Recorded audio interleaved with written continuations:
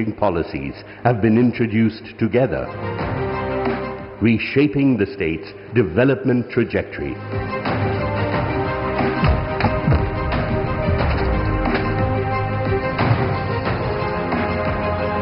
Each designed to fuel progress and unlock infinite possibilities.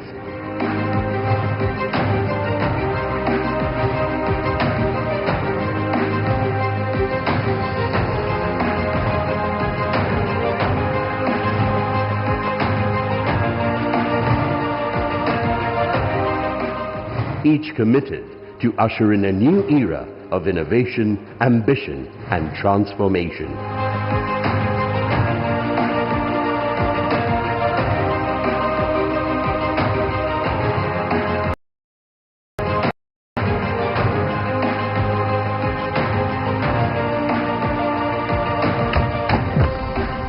Madhya Pradesh empowers enterprises with ease of doing business in an ecosystem that enables business setup in just 30 days. Creating seamless opportunities with GIS-based land allotment and faceless disbursement.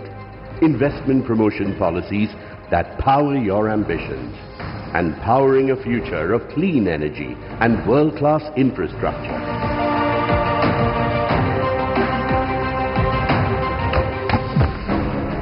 Inspired by the visionary leadership of Prime Minister Narendra Modi under the proactive governance of Chief Minister Dr. Mohan Yadav, Madhya Pradesh is setting new benchmarks with policies that invigorate industries, inspire innovation, and ignite economic growth.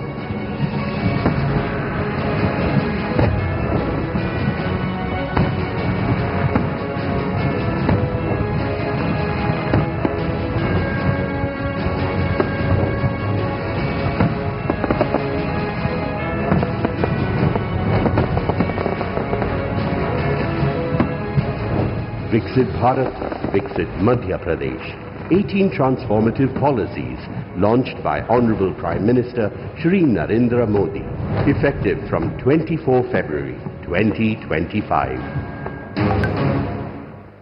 ये सभी policies देवी सज्जनों मध्य प्रदेश को investor friendly state और आप सभी का आदर्श निवेश गंतव्य बनाएंगे।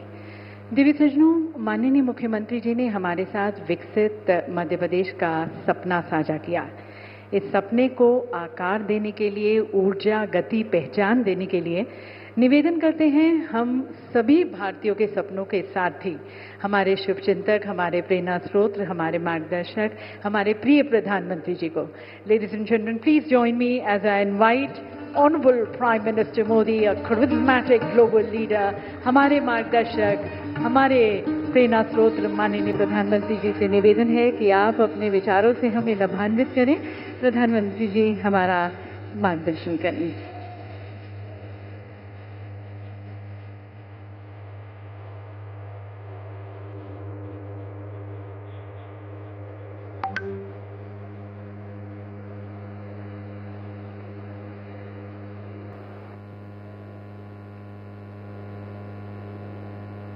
कार्यक्रम में उपस्थित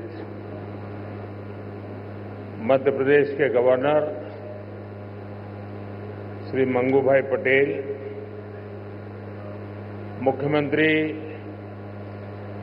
श्री मोहन यादव जी, अन्य सभी महानुभाव, देवी और सज्जनों, सबसे पहले तो मुझे यहां आने में विलंब हुआ, इसके लिए आप सबकी क्षमा चाहता हूं। विलंब इसलिए हुआ क्योंकि कल जब मैं यहां पहुंचा तो एक बात ध्यान में आई कि आज 10वीं और 12वीं के छात्रों की एग्जाम है और उसका समय और मेरा राजभवन से निकलने का समय क्लैश हो रहा था और उसके कारण संभावना थी कि सिक्योरिटी के कारण अगर रास्ते बंद हो जाए तो बच्चों को एग्जाम देने के लिए जाने में कठिनाई हो जाए और ये कठिनाई न हो, बच्चे सब एक बार अपने एग्जामिनेशन सेंटर पर पहुंच जाए, उसके बाद ही मैं राजभवन से निकलूं, ऐसा मैंने सोचा। उसके कारण मैंने निकलने में ही 15-20 मिनट लेट कर दिया और उसके कारण आप लोगों को जो असुविधा हुई, इसके लिए मैं फिर से एक बार क्षमा मांगता हूं। साथियों, राजा भोज की इस पावन नगरी में आप सभी का स्वागत करना मेरे लिए गर्व की बात है। यहां इंडस्ट्री से विभिन्न सेक्टर्स के अनेक साथी आए हुए हैं। विकसित मध्य प्रदेश से विकसित भारत की यात्रा में आज का ये कार्यक्रम बहुत ही अहम है। इस भव्य आयोजन के लिए मैं मोहन जी और उनकी पूरी टीम को बहुत बहुत बधाई देता हूं। साथियों, भारत के इतिहास में ऐसा अवसर पहली बार आया है जब पूरी दुनिया भारत के लिए इतनी ऑप्टिमिस्टिक है। पूरी दुनिया में चाहे सामान्य जन हो, अर्थनीति के एक्सपर्ट्स हो, विभिन्न देश हो या फिर इंस्टीट्यूशंस, सभी को भारत से बहुत आशाएं हैं। पिछले कुछ हफ्तों में जो कमेंट्स आए हैं वो भारत में हर इन्वेस्टर का उत्साह बढ़ाने वाले हैं। कुछ दिन पहले ही वर्ल्ड बैंक ने कहा है भारत आने वाले सालों में ऐसे ही दुनिया की फास्टेस्ट ग्रोइंग इकोनॉमी बना रहेगा। ओईसीडी के एक अहम रिप्रेजेंटेटिव का कहना है, future of the world is in India. कुछ ही दिन पहले क्लाइमेट चेंज पर यूएन की एक संस्था ने भारत को सोलर पावर की सुपर पावर कहा था। इस संस्था ने ये भी कहा कि जहां कई देश सिर्फ बातें करते हैं, वहीं भारत नतीजे ला करके दिखाता है। हाल ही में एक रिपोर्ट आई है, इसमें बताया गया है कि ग्लोबल एरोस्पेस फर्म्स के लिए कैसे भारत एक बेहतरीन सप्लाई चेन के रूप में उभर रहा है। ग्लोबल सप्लाई चेन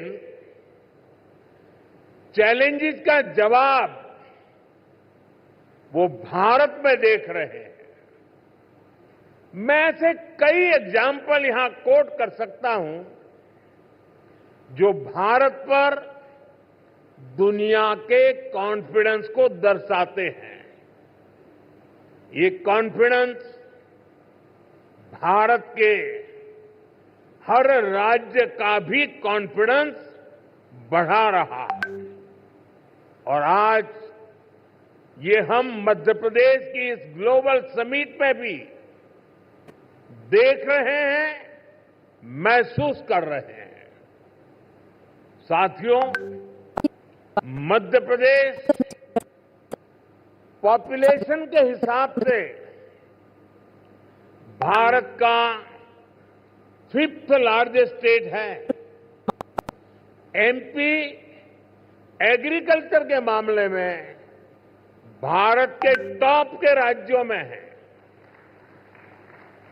मिनरल्स के हिसाब से भी एमपी देश के टॉप 5 राज्यों में है। एमपी को जीवनदायिनी मां नर्मदा का आशीर्वाद भी प्राप्त है।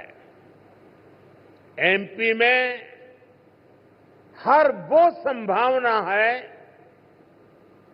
हर वो पोटेंशियल है जो एमपी को जीडीपी के हिसाब से भी देश के टॉप 5 राज्यों में ला सकता है।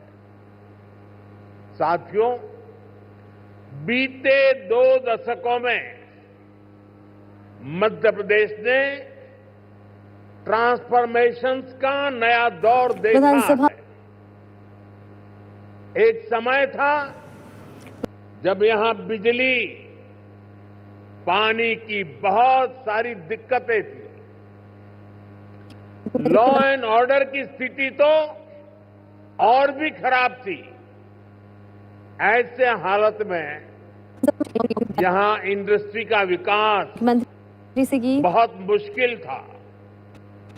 मंत्री को पद से हटाने के बाद जनपद टिहरी गढ़वाल क्षेत्र देवप्रयाग विधानसभा मध्य प्रदेश के लोगों के सपोर्ट से देश में गुस्से का माहौल बढ़ता जा रहा है। बीजेपी सरकार ने गवर्नेंस पर फोकस किया।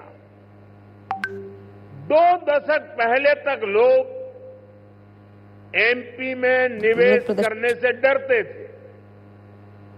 आज एमपी टिहरी जनपद के कीर्तिनगर में भी कांग्रेसी ने विधानसभा सत्र के दौरान मंत्री प्रेमचंद अग्रवाल की गई टिप्पणी पर आक्रोशित है। मंत्री प्रेमचंद अग्रवाल और भाजपा के खिलाफ जमकर नारेबाजी भी की। इस मौके पर कांग्रेस के प्रदेश सचिव रामलाल लौटियाल ने कहा, उत्तराखंड में पहाड़ी समाज के प्रति मंत्री की टिप्पणी उनकी मानसिकता को दर्शाता है। कहा कि उत्तराखंड लोगों को गाली देना राज्य के तमाम आंदोलनकारी का अपमान है, जो कतई बर्दाश्त नहीं किया जाएगा। वो कांग्रेस के विधानसभा अध्यक्ष अंकित सिंह ने कहा कि जब तक मंत्री अपने बयान पर माफी नहीं मांगते, माफी के साथ ही अपना इस्तीफा नहीं देते, तब तक कांग्रेस चुप नहीं बैठेगी। खबर भारत लीडिंग स्टेट में से एक है, नहीं बैठेगी। खबर भारत जनवरी 2025 तक करीब 2 लाख इलेक्ट्रिक व्हीकल एमपी में रजिस्टर हुए हैं। ये करीब 90% ग्रोथ है। ये दिखाता है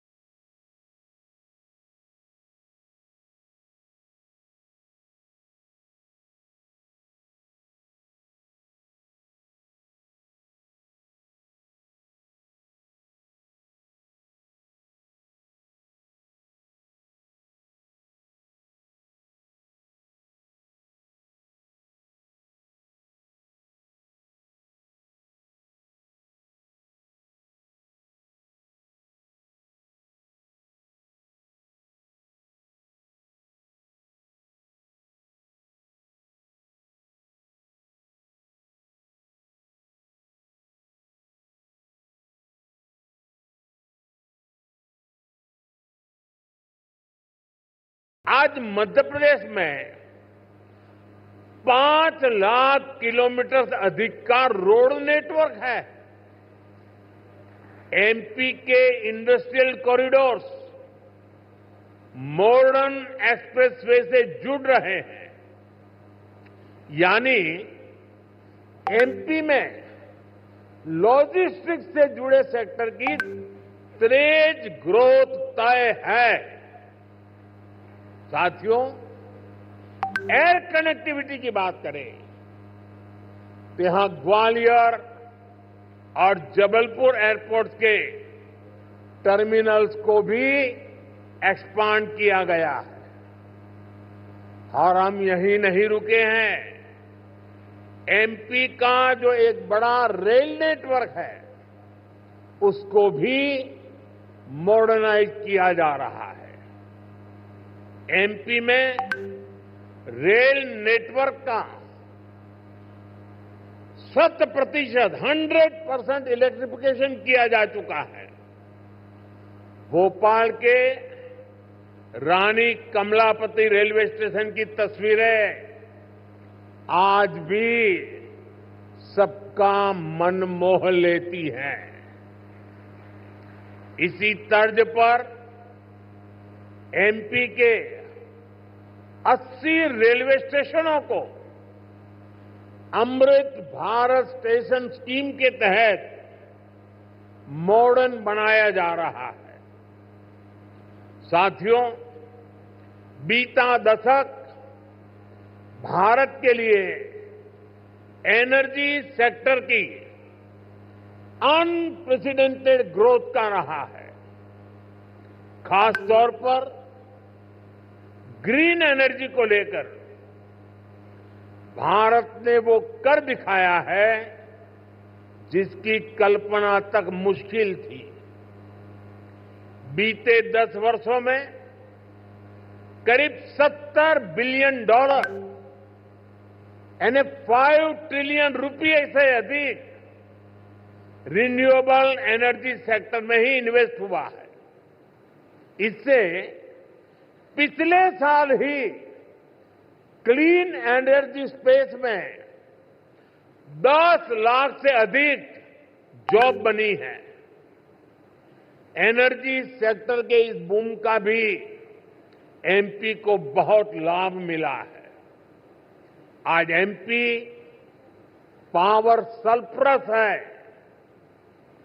यहां करीब 31,000 मेगावाट पावर जनरेशन कैपेसिटी है, जिसमें से 30% क्लीन एनर्जी है। रीवा सोलर पार्क देश के सबसे बड़े पार्क में से एक है। अभी कुछ दिन पहले ही ओमकारेश्वर में फ्लोटिंग सोलर प्लांट भी शुरू हुआ है।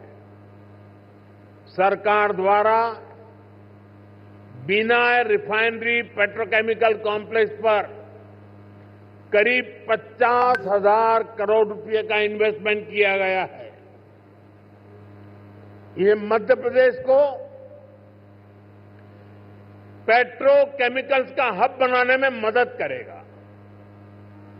मध्य प्रदेश का जो इंफ्रास्ट्रक्चर है, इसको एमपी सरकार आधुनिक पॉलिसीज और स्पेशल इंडस्ट्रियल इंफ्रास्ट्रक्चर से सपोर्ट कर रही है। एमपी में 300 से ज्यादा इंडस्ट्रियल जोन्स हैं। पीथमपुर, रतलाम और देवास में हजारों एकड़ के इन्वेस्टमेंट जोन्स भी डेवलप किए जा रहे हैं। यानी आप सभी इन्वेस्टर्स के लिए यहां बेहतर रिटर्न की अपार संभावनाएं हैं। साथियों, हम सभी जानते हैं कि औद्योगिक विकास के लिए वाटर सिक्योरिटी होना कितना जरूरी है। इसके लिए एक तरफ वाटर कंजर्वेशन पर बल दे रहे हैं, दूसरी तरफ हम रिवर इंटरलिंकिंग का मेगा मिशन लेकर भी आगे बढ़ रहे हैं। मध्य प्रदेश की खेती, यहां की इंडस्ट्री इसकी बहुत बड़ी बेनिफिशियरी है। हाल में ही 45,000 करोड़ रुपए के Ken Betwa river interlinking project पर काम शुरू हुआ है। इससे करीब 10 लाख हेक्टेयर एग्रीकल्चरल लैंड की प्रोडक्टिविटी बढ़ेगी। इससे एमपी में वाटर मैनेजमेंट को भी नई ताकत मिलेगी। ऐसी सुविधाओं से फूड प्रोसेसिंग, एग्रो इंडस्ट्री और टेक्सटाइल सेक्टर में बहुत बड़ा पोटेंशियल अनलॉक होगा। साथियों, एमपी में डबल इंजन सरकार बनने के बाद विकास की गति भी जैसे डबल हो गई है। केंद्र सरकार कंधे से कंधा मिलाकर एमपी के विकास में, देश के विकास में जुटी है। चुनाव के समय मैंने कहा था कि अपने तीसरे टर्म में हम 3 गुना तेजी से काम करेंगे। ये स्पीड हम साल 2025 के पहले 50 दिनों में भी देख रहे हैं। इसी महीने हमारा बजट आया है।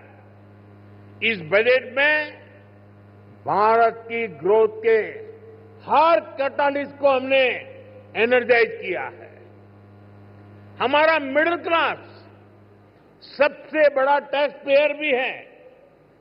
ये सर्विस और मैन्युफैक्चरिंग के लिए डिमांड भी क्रिएट करता है। इस बजट में मिडिल क्लास को एम्पावर करने के लिए अनेक कदम उठाए गए हैं। हमने 12 लाख रुपए तक की इनकम को टैक्स फ्री किया है।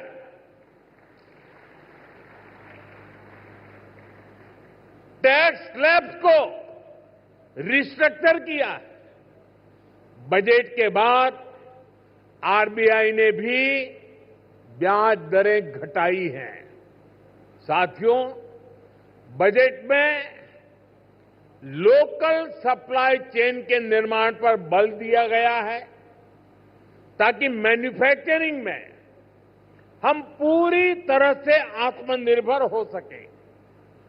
एक समय था जब एमएसएमई के सामर्थ्य को पहले की सरकारों ने सीमित करके रखा था। इसके कारण भारत में लोकल सप्लाई चेन उस लेवल पर विकसित नहीं हो पाई। आज हम प्रायोरिटी के आधार पर MSME led local supply chain का निर्माण कर रहे हैं। इसके लिए एमएसएमई की डेफिनेशन को और सुधारा गया है। एमएसएमईज को क्रेडिट लिंक इंसेंटिव दिए जा रहे हैं। एक्सेस टू क्रेडिट आसान बनाया जा रहा है। वैल्यू एडिशन और एक्सपोर्ट के लिए भी सपोर्ट बढ़ाया जा गया है। साथियों, बीते एक दशक से नेशनल लेवल पर हम एक के बाद एक बड़े रिफॉर्म्स को गति दे रहे हैं। अब स्टेट और लोकल लेवल पर भी रिफॉर्म्स को एनकरेज किया जा रहा है। मैं आपके बीच स्टेट डीरेगुलेशन कमीशन की चर्चा जरूर करना चाहता हूं, जिसके विषय में बजट में बात हुई है। हम राज्यों के साथ निरंतर बातचीत कर रहे हैं। राज्यों के साथ मिलकर बीते वर्षों में हमने 40,000 से ज्यादा कंप्लायंसेस को कम किया है। बीते सालों में ऐसे 1500 कानूनों को खत्म किया गया है जो अपना महत्व खो चुके थे। हमारा मकसद यही है कि ऐसे रेगुलेशंस की पहचान हो जो ईज ऑफ डूइंग बिजनेस के रास्ते में रोड़ा है। डीरेगुलेशन कमीशन राज्यों में इन्वेस्टमेंट फ्रेंडली रेगुलेटरी इकोसिस्टम बनाने में मदद करेगा। साथियों, बजट में ही हमने बेसिक कस्टम ड्यूटी स्ट्रक्चर को भी सिंप्लीफाई किया है।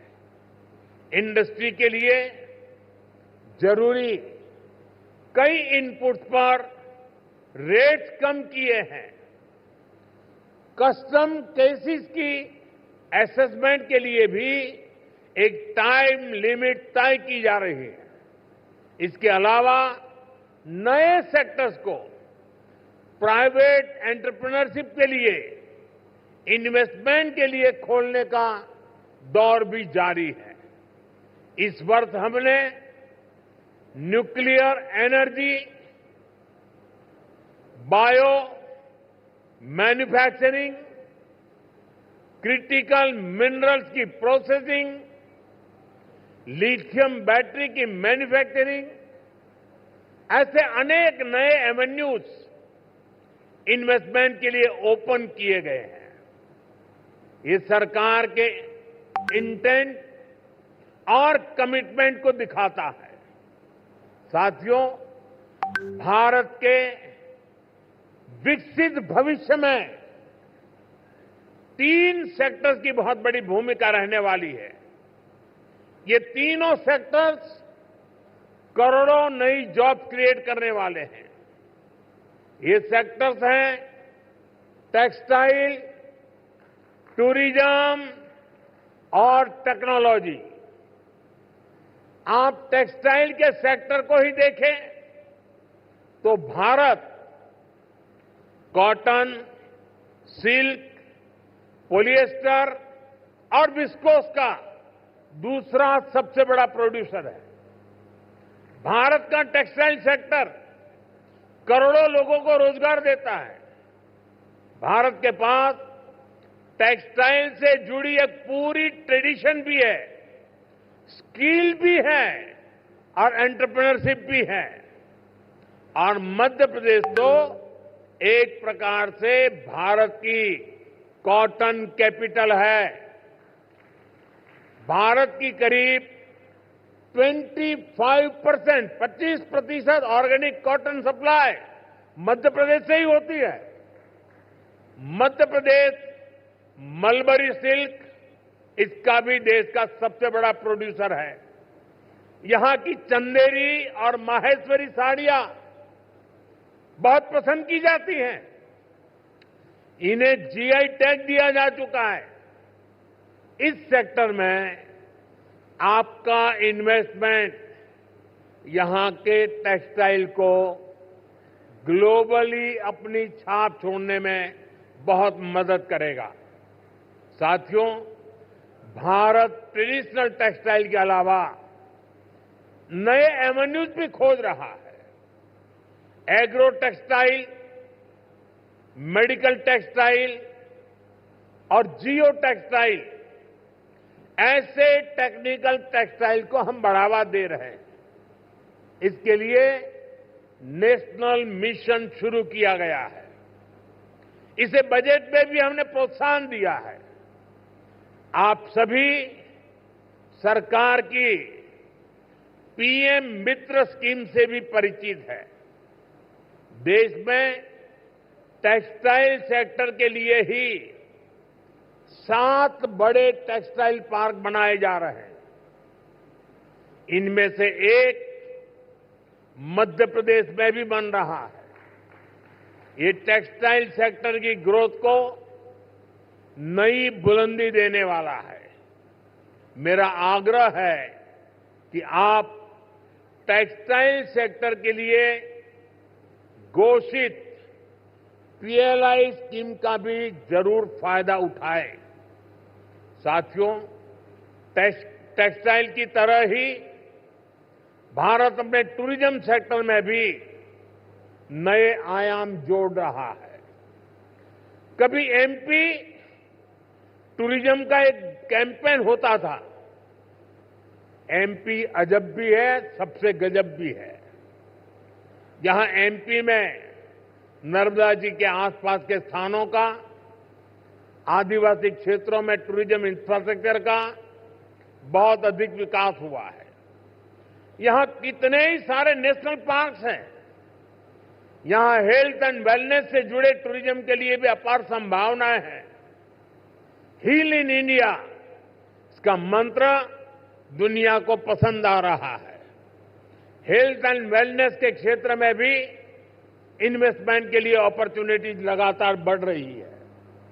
इसलिए हमारी सरकार इसमें पब्लिक प्राइवेट पार्टनरशिप को एनकरेज कर रही है। भारत की ट्रेडिशनल ट्रीटमेंट को, आयुष को भी बहुत बड़े लेवल पर प्रमोट किया जा रहा है। हम स्पेशल आयुष वीजा भी दे रहे हैं। इन सभी से एमपी को भी बहुत फायदा मिलने वाला है। वैसा साथियों, आप यहां आए हैं तो उज्जैन में महाकाल महालोक देखने जरूर जाएं। आपको महाकाल का आशीर्वाद भी मिलेगा और देश टूरिज्म और हॉस्पिटैलिटी सेक्टर को कैसे एक्सपांड कर रहा है, इसका अनुभव भी मिलेगा। साथियों, मैंने लाल किले से कहा है, यही समय है, सही समय है आपके लिए एमपी में इन्वेस्टमेंट करने और इन्वेस्टमेंट बढ़ाने का भी यही सही समय है।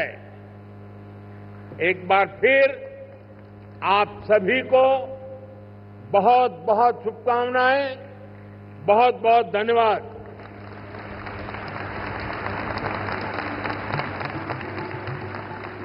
बहुत बहुत धन्यवाद माननीय प्रधानमंत्री जी, आपके प्रेरणादायक संदेश के लिए, हमारे निवेशकों के लिए, हमारे विकास को दिशा देने के लिए, मध्य प्रदेश के लिए विशेष आशीर्वाद के लिए। आपके नेतृत्व दृष्टिकोण ने न केवल भारत को बल्कि हमारे मध्य प्रदेश के उज्जवल भविष्य की नई दिशा निर्धारित की है। दिव्य सज्जनों, एक बार जोरदार तालियों के साथ अपने पंत प्रधान का, अपने प्रिय प्रधान